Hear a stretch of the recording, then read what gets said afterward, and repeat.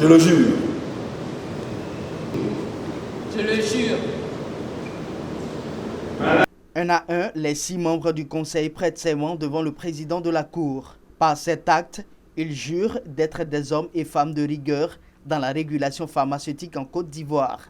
Ils affirment ainsi leur indispensable impartialité et nécessaire indépendance dans cette mission de régulation pharmaceutique comportant d'énormes défis.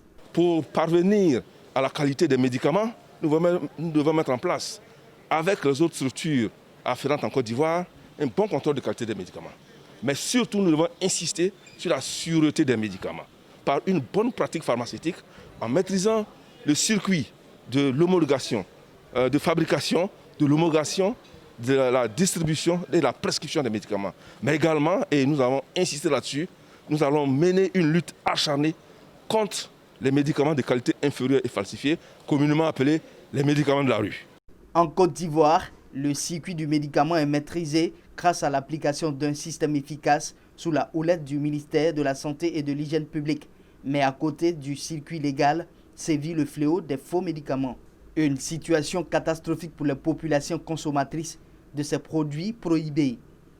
L'autorité ivoirienne de régulation pharmaceutique devra être active sur ce segment illégal pour le secteur pharmaceutique. Avec la prestation de serment de séjour, cette autorité est rendue opérationnelle. C'est ça qu'il faut constater.